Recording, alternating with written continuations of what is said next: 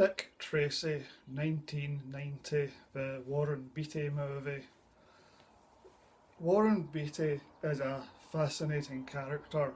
If you have not read the Peter Biskind biography, published I think in 2010, I would really very strongly recommend it. Imagine Tom Cruise or Brad Pitt, a proper full on megastar, but with the filmmaking obsessive, time consuming technique of Stanley Kubrick. Warren Beatty made only a handful of movies, many years in between projects, and when he did get a film made, he spent years developing it and many, many, many months filming it. So his films took far much longer than anyone else's movies did, and he would do 50 takes on everything.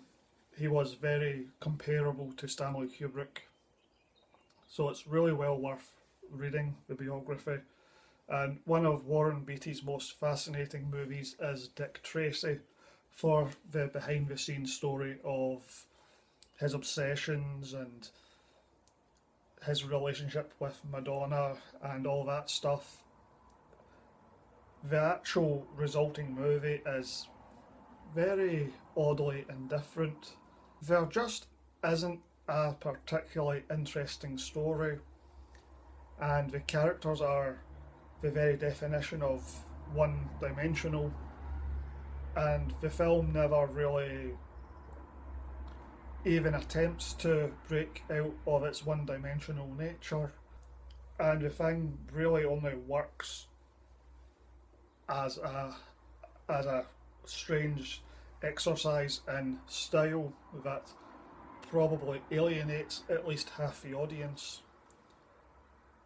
And the style, I found, I stopped paying attention to it after about 15 minutes, and you just forget it's there. There's all these elaborate makeup jobs on many of the gangsters.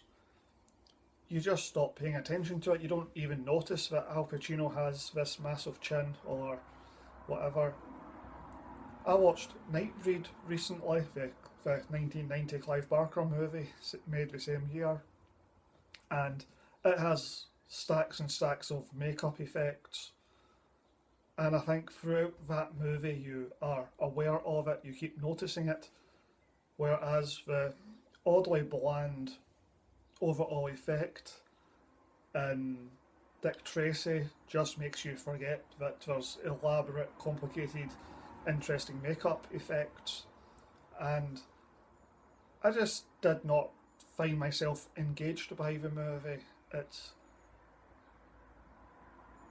just floated by. I became mildly bored towards the end, and the way it's actually acted and directed, it just seems almost like no one really cared. It's all like, oh, a case of whatever, that will do, which is definitely not the case, because we did like 50 takes on everything, and we spent far more months filming than we really had to, because Warren Beatty is Stanley Kubrick essentially. But the end results don't look like it. It looks rather dashed off. I suppose you don't nowadays appreciate the handcrafted nature of the filmmaking.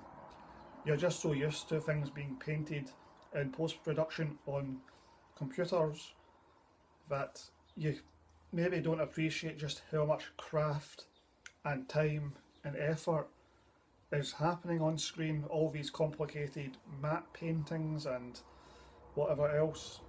So nowadays you just don't appreciate just how much actual work you are looking at on screen. I just did not find the film to be very engaging, and the style was not that interesting in and of itself, and there just isn't an interesting story, and it's oddly indifferent and a bit overall. I would give Dick Tracy 5 out of 10. The film is not that interesting, but the history of the making of the movie is, and I really strongly recommend the Peter Biskin biography of Warren Beatty called Star.